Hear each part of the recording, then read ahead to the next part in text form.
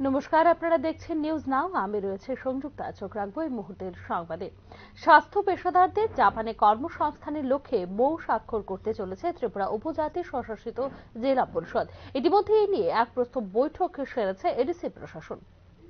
নার্সদের মতো দক্ষ স্বাস্থ্য পেশাদারদের জন্য জাপানে কর্মসংস্থানের সুযোগ সুবিধার জন্য বেঙ্গালুরু ভিত্তিক সংস্থার সাথে একটি সমঝোতা স্মারক স্বাক্ষর করার প্রস্তুতি নিচ্ছে ত্রিপুরা উপজাতি স্বশাসিত জেলা পরিষদ। টিটিএডিসির প্রধান নির্বাহী সদস্য পূর্ণচন্দ্র জমাতিয়া শনিবার একটি সামাজিক মিডিয়া পোস্টের মাধ্যমে আপডেটটি ভাগ করেছেন।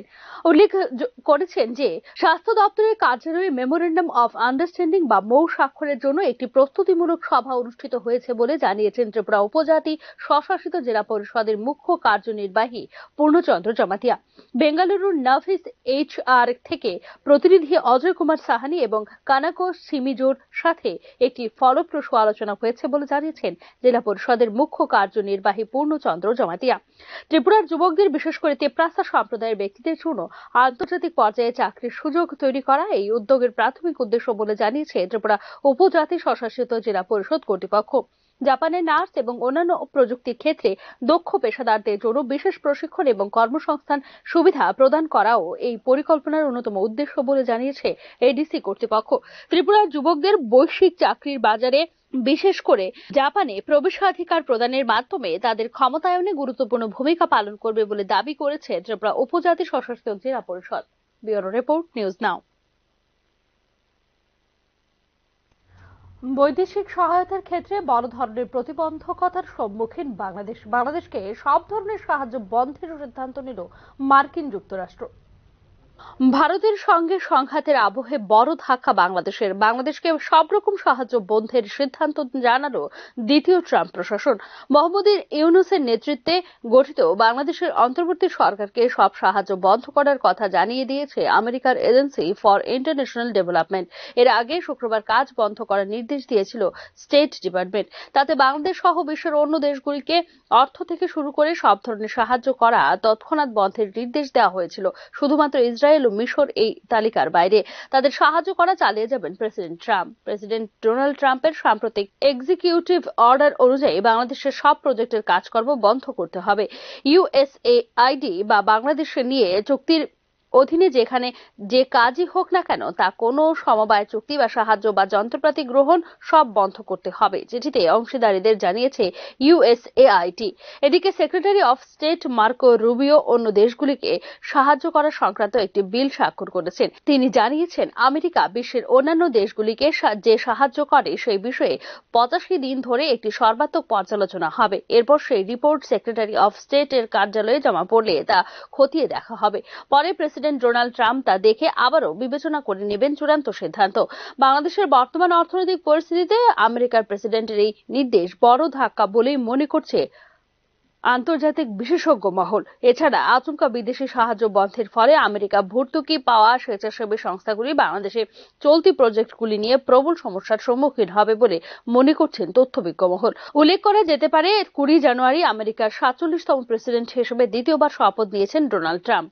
মার্কিন যুক্তরাষ্ট্রের দায়িত্ব নেবার কয়েক ঘন্টার মধ্যে বিশ্বের বিভিন্ন দেশ আমেরিকার সাহায্য 90 দিনের জন্য বন্ধ রাখার নির্দেশ ঘোষণা করেছিলেন ডোনাল্ড ট্রাম্প। এবার এই খাতায় নাম উঠল বাংলাদেশেরও। Bureau report, news now. আগামী মাসের প্রথম দিন অর্থাৎ 1 ফেব্রুয়ারি বাজেট ঘোষণা করবেন কেন্দ্রীয় অর্থমন্ত্রী নির্মলা সীতারামন। ইতিমধ্যেই চড়তে শুরু করেছে বাজেটকে ঘিরে থাকা প্রত্যাশার পারদ। মধ্যবিত্ত এবং গ্রামীণ ভারতকে নজরে রেখে এবার বাজেট পেশ করবে কেন্দ্রীয় সরকার বলে মনে করছেন অর্থনৈতিক বিশেষজ্ঞ মহল। মধ্যবিত্ত এবং গ্রামীণ ভারত দেশের এই দুই দেশের মাধ্যমে নিয়ন্ত্রিত হয়ে থাকে ভারতীয় বাজার অর্থনীতি। অতএব এই দুই অংশকে খুশি করতে হবে। খুশি করার অর্থ হলো এই দুই অংশের হাতে থাকতে হবে অতিরিক্ত অর্থ, অর্থাৎ সাশ্রয়ী সঞ্চয়ের ক্ষমতা। সেটা কিভাবে সম্ভব সেই খুঁজেই করছে অর্থ মন্ত্রক। আসন্ন বাজেটে এবার যাতে গ্রামীণ বাজেট হয় সেটা সুনিশ্চিত করা এবং বিশেষ করে মধ্যবিত্ত ও চাকরিজীবীর কাছে নগদ টাকা সঞ্চয়ের ব্যবস্থা, এই দুই লক্ষ্য পূরণ করতে হলে মধ্যবিত্তকে দিতে হবে কিছু ছাড়। 1 ফেব্রুয়ারি কেন্দ্রীয় বাজেট পেশ করার আগে এই বিষয়টি নিয়ে চুলচেরা বিশ্লেষণ করছে কেন্দ্রীয় অর্থ মন্ত্রক। বিগত বছরগুলিতে আয়কর ছাড় দেওয়া হয়েছে বটে, কিন্তু সে অংশটি নামমাত্র আয়কর দেয় তাদের আরো একটু সুবিধা দেওয়া হয়েছে, কিন্তু 10 থেকে 20 লক্ষ টাকা পর্যন্ত বার্ষিক আয়ের মানুষ বিগত 10 বছরে কোনো আয়কর সুবিধা পাননি। 10 থেকে 15 লক্ষ টাকা পর্যন্ত বার্ষিক আয় এরকম করদাতাদের একটি পৃথক আয়কর স্ল্যাব নতুন আয়কর কাঠামোর আনার কথা ভাবছে কেন্দ্রীয় অর্থ মন্ত্রক। পাশাপাশি গ্রামীণ মানুষের জন্য বিশেষ কিছু প্যাকেজ আনার উদ্যোগ নেওয়া হতে পারে। ক্ষুদ্র গ্রামীণ শিল্প যাতে গ্রামীণ এলাকায় সহজে স্থাপন করা যায় সেরকম একটি বিশেষ প্রকল্প গ্রহণ করা হতে পারে বলে মনে করছেন অর্থনৈতিক বিশ্লেষক মহল। গ্রামীণ সমাজের হাতে আরো টাকা পৌঁছে দিতে হবে বলে উঠে এসেছে সরকারের সমীক্ষায়, কারণ গ্রামীণ পণ্য চাহিদা আরো বৃদ্ধি করা দরকার। শহরের তুলনায় বিগত 6 মাসে গ্রামের পণ্য চাহিদার অবস্থা কিছুটা ইতিবাচক। যাতে এই প্রবণতা বজায় থাকে সেটা নিশ্চিত করার লক্ষ্য।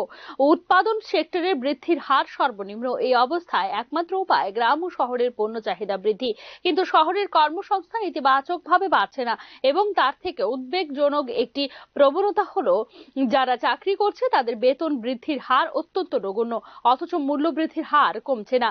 উপরন্তু বেড়েই চলেছে মূল্য বৃদ্ধির হার। এই সামগ্রিক সংকট সামাল দেওয়া যাচ্ছে না। সেই কারণেই বাজেটে দেওয়া হতে পারে কিছু ছাড়, ঘোষণা করা হতে পারে গ্রামীণ প্যাকেজ। তবে একই সঙ্গে কৃষকদের মতোই মহিলাদের হাতে আর্থিক অনুদান দেওয়া যায় কি না সেই প্রস্তাবও এসেছে কেন্দ্রীয় অর্থ মন্ত্রকের কাছে। মহিলাদের হাতে অর্থ এলে সেটা কাজে আসে বাজার অর্থনীতির লেনদেনে। উল্লেখ করা যেতে পারে 2 ধাপে এই আসন্ন বাজেট অধিবেশন অনুষ্ঠিত হতে চলেছে।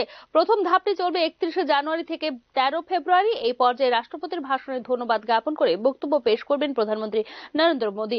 1 ফেব্রুয়ারি থেকে বাজেট পেশ। পরবর্তী দিনগুলিতে বাজেট পেশ করার পর বাজেট সংক্রান্ত আলোচনায় উঠে আসা নানা প্রশ্নের উত্তর দেবেন কেন্দ্রীয় অর্থমন্ত্রী নির্মলা সীতারামন।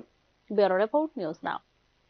প্রজাতন্ত্র দিবসের রাতে রাজধানীর টিআরটিসি সংলগ্ন এলাকায় অগ্নিদগ্ধ অবস্থায় এক ব্যক্তি পড়ে থাকার খবর পেয়ে পশ্চিম আগরতলা থানার পুলিশ ও অগ্নি নির্বাপক দপ্তরের কর্মীরা ঘটনাস্থলে ছুটে গিয়ে অগ্নিদগ্ধ ব্যক্তিকে আগরতলা জিবি হাসপাতালে নিয়ে গেলে সোমবার সকালে তার মৃত্যু হয়। তবে মৃত ব্যক্তির পরিচয় এখনো পর্যন্ত পাওয়া যায়নি। ঘটনার তদন্তে পুলিশ সোমবার সকালে ফরেনসিক ডিপার্টমেন্টের ডেপুটি ডিরেক্টর সুমন চক্রবর্তী সহ অন্যান্য তদন্তকারী অফিসার ও পুলিশ ঘটনাস্থলে পরিদর্শন গিয়ে বেশ কিছু জিনিসপত্র উদ্ধার করে তদন্তের জন্য নিয়ে আসেন।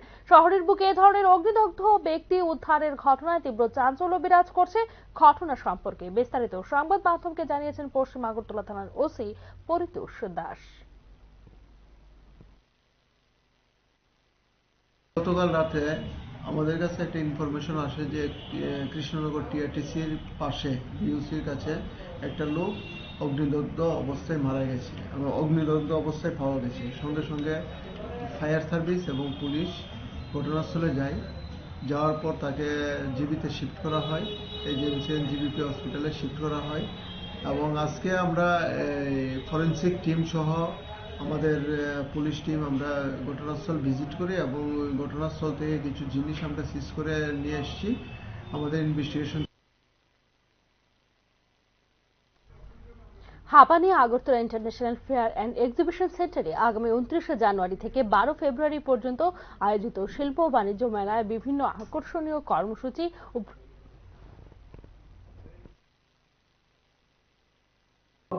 আমরা আন্তরিকভাবে কৃতজ্ঞতা জানাই এবং ধন্যবাদ জ্ঞাপন করছি আমাদের যে সংবাদটুকু আজকের সাংবাদিক সম্মেলনের মধ্যে দিয়ে সারা রাজ্যে পৌঁছে দেওয়ার দায়িত্বটুকু আমরা পালন করার জন্য। আসলে আপনারা জানেন সবাই যে ত্রিপুরা সরকারের শিল্প বাণিজ্য দপ্তরের তরফ থেকে প্রতি বছর একখানা মেলা হয়, শিল্প বাণিজ্য মেলা। সেটা এবারে শুরু হচ্ছে 29 জানুয়ারি থেকে 12 ফেব্রুয়ারি পর্যন্ত চলবে। আমরা প্রতি বছর সেখানে অংশগ্রহণ করি। এখনকার মতো সংবাদ এখানে শেষ করছি। অন্যান্য আপডেটস পেতে চোখ রাখুন নিউজ নাও।